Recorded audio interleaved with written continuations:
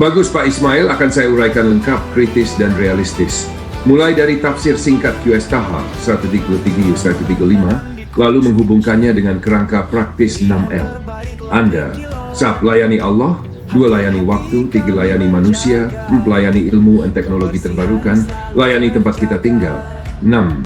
Layani persaingan. Fastabiqul khairat. Setiap bagian akan saya lengkapi dengan rujukan hadits sahih, alasan ilmiah, prinsip modern, langkah aplikatif, dan indikator keberhasilan. Baik Pak Ismail, saya lanjutkan dengan versi praktis rencana integrasi 6L agar lebih mudah diterapkan. Saya buat 2 model. A. Template harian mingguan 6L, dan B. Rencana 90 hari untuk cuci laundry. Harian. 1. Layani Allah.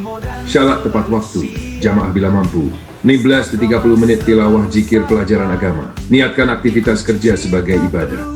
2. Layani waktu tentu mati most important tasks hari ini. Gunakan timer fokus, Pomodoro 25-5 atau blok 90 menit. Evaluasi 5 menit sebelum tidur. Apakah waktu terbuang sia-sia? 3. Layani manusia.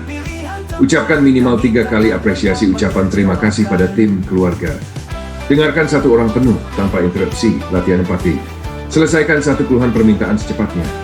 4. Layani ilmu dan teknologi. Luangkan 30-60 menit belajar skill baru. Misal digital marketing, software, kursus AI untuk bisnis. Coba 1 fitur alat baru yang bisa memudahkan kerja. 5. Layani tempat tinggal. Hemat listrik dan air. Cek meteran di akhir hari. Pastikan sampah terpisah. Organik, plastik, residu. Jaga minimal 1 area tetap bersih. 6. Layani persaingan. Fastabiqul khairat. Cari 1 inspirasi ide dari pesaing yang modifikasi jadi lebih baik. Catat 1 aksi kebaikan ekstra di luar kewajiban, sedekah, konten edukatif, membantu tetangga. Mingguan spiritual, berapa kali tilawah 1 juz sepekan. Waktu tercapai, target 60%. Manusia, skor kepuasan pelanggan karyawan, survei singkat WhatsApp. Ilmu teknologi, berapa skill fitur baru dikuasai. Lingkungan, penggunaan air listrik turun atau stabil. Persaingan, ada inovasi yang berhasil minggu ini. Rencana 90 hari cuci laundry. Bulan 1, fondasi. Bagus Pak Ismail, akan saya uraikan lengkap, kritis, dan realistis. Mulai dari tafsir singkat Qur'an 1-5, lalu menghubungkannya dengan kerangka praktis 6 Anda. 1. Layani Allah. 2. Layani waktu, layani manusia, layani ilmu dan teknologi terbarukan. 5. Layani tempat kita tinggal. 6. Layani persaingan. Fastabiqul khairat. Setiap bagian akan saya lengkapi dengan rujukan hadits sahih, alasan ilmiah, prinsip modern, langkah aplikatif, dan indikator keberhasilan. Nomor 1. Tafsir singkat Qaha 133-135. Inti yang relevan dengan 6L. Ayat 133 menolak tuntutan mukjizat spektakuler sebagai syarat kebenaran. Pesannya, kebenaran ditentukan oleh bukti dan pedoman.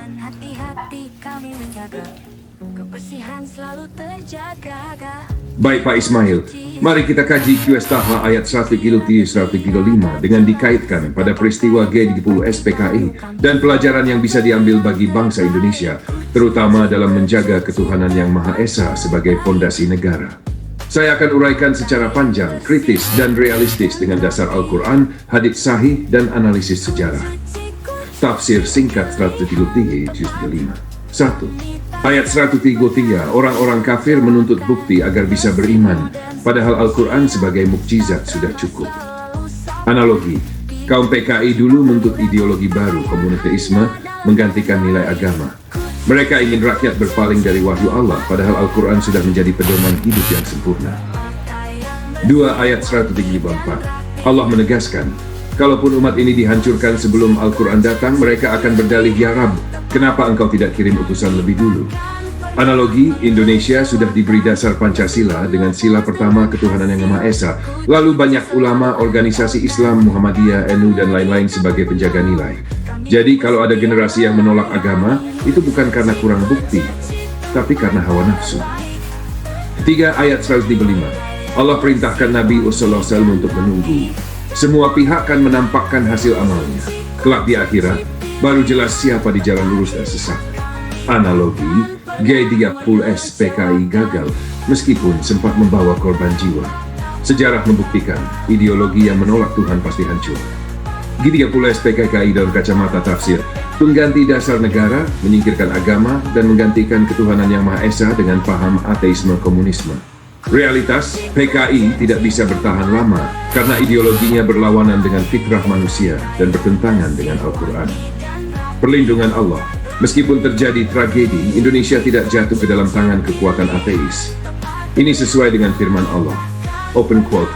Mereka tidak memadamkan cahaya Allah dengan mulut mereka, tapi Allah tetap menyempurnakan cahayanya, walaupun orang-orang kafir membencinya. Close quote. Hadits-hadits pendukung. 1. Larangan mengikuti ideologi tanpa wahyu. Rasulullah SAW bersabda, open quote, kalian benar-benar akan mengikuti jalan orang-orang sebelum kalian sejengkal demi sejengkal, sehasta demi sehasta. Kaum PKI meniru ideologi asing tanpa dasar wahyu. Close quote. 2. Pertolongan Allah bagi umat yang beriman. Nabi yang bersabda, open quote, akan senantiasa ada sekelompok umatku yang menang di atas kebenaran, tidak membahayakan mereka siapapun yang menentang, sampai datang keputusan Allah. Ulama, TNI, dan umat Islam yang teguh mempertahankan Pancasila dengan ketuhanan yang Maha Esa adalah contoh nyata kelompok yang Allah lindungi. Close quote. Pelajaran realistis untuk Indonesia. 1. Nilai QSH Sabtu Piklikia, jangan sampai generasi sekarang tergoda ideologi baru yang anti-agama. Sekularisme, ateisme, liberalisme. Kita sudah punya Al-Quran dan Pancasila, tidak perlu mencari ideologi pengganti. 2. Nilai QS Tahas 34, tidak ada alasan untuk meninggalkan agama. Infrastruktur pendidikan, dakwah, dan organisasi Islam sudah ada. Jika ada pejabat, akademisi, atau generasi muda yang menolak agama, itu karena pilihannya, bukan karena tidak ada petunjuk. 3. Nilai Quhas 135, sejarah membuktikan bahwa ideologi tanpa Tuhan akan gagal. PKI hancur, Uni Soviet runtuh, negara ateis banyak yang kacau. Sebaliknya, bangsa yang berpegang pada nilai ketuhanan tetap bertahan. Implikasi untuk masa kini. Ancaman baru, infiltrasi paham ateis, materialisme, dan oligarki yang mengabaikan moral agama. Solusi Qurani, perkuat pendidikan agama di sekolah kampus, reformasi hukum dan birokrasi dengan nilai ketakwaan. Jadikan sila ketuhanan yang Maha Esa bukan sekadar semboyan, tapi dasar kebijakan. Kesimpulan surat Taha ayat 133-135 mengingatkan bahwa sahabat, kaum yang menolak agama dan menuntut ideologi pengganti akan gagal. PKI contoh nyatanya. 2. Allah sudah memberi petunjuk Al-Quran ulama dasar negara, maka tidak ada alasan untuk berpaling. Di waktu akan membuktikan siapa yang setia pada Allah akan menang, siapa yang menolak akan hancur. 4. Indonesia masih dilindungi Allah karena tetap menjunjung ketuhanan yang Maha Esa. Namun, generasi sekarang harus waspada karena infiltrasi ateisme dan materialisme bisa kembali dalam bentuk modern. Pak Ismail, mau saya buatkan peta konsep yang menghubungkan ayat 133. Baik Pak Ismail, saya paparkan sejarah G30S PKI secara panjang, kritis, dan runut agar jelas duduk perkaranya. PKI sebelum 1965, Partai Komunis Indonesia I, adalah partai komunis terbesar di luar Uni Soviet dan Tiongkok pada 1960-an. Dipimpin oleh D.N. Aidit, PKI berkembang pesat dengan dukungan massa buruh, tani, dan organisasi sayap, pemuda rakyat Gerwani, Sopsi. Ideologi utamanya, komunisme ateis, bertentangan dengan Pancasila sila pertama, ketuhanan yang Maha Esa. 2. Situasi politik Orde Lama. Presiden Soekarno menerapkan konsep Nasakom, nasionalis, agama, komunis. PKI memanfaatkan kedekatannya dengan Soekarno untuk memperluas pengaruh. Tensi politik semakin tinggi, terutama dengan TNI Angkatan Darat yang curiga pada gerakan PKI. Teonet peristiwa G30S PKI 30 September 1995. 1. Malam 30 September 1965. Satuan militer yang menamakan diri Gerakan 30 September G30S menculik 7 perwira tinggi TNI Angkatan Darat. Mereka adalah Letjen Ahmad Yani, Maijen R. Suprapto, Maijen M.T. Haryono, Maijen S. Parman, Brigjen D.I. Panjaitan, Brigjen Sutoyo Siswomi Harjo, Maijen Soeharto, selamat tidak ditangkap. 2. Lubang Buaya.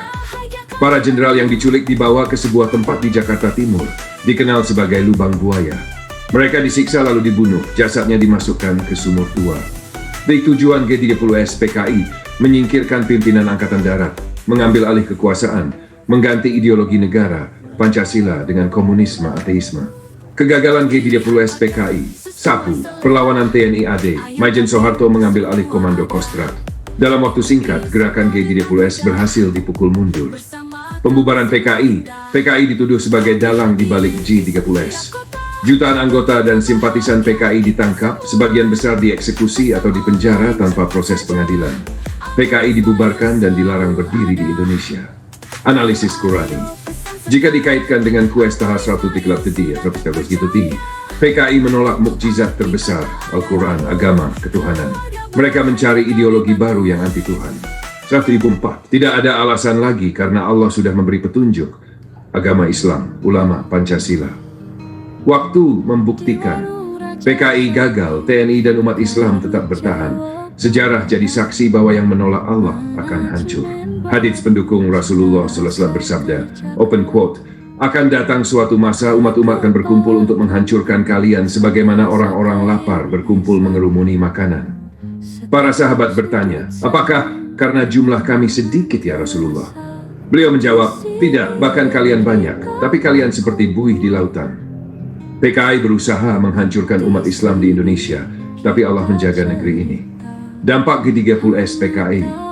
Politik, berakhirnya kekuasaan Orde Lama, munculnya Orde Baru di bawah Soeharto. 2. Ideologi, komunisme resmi dilarang di Indonesia.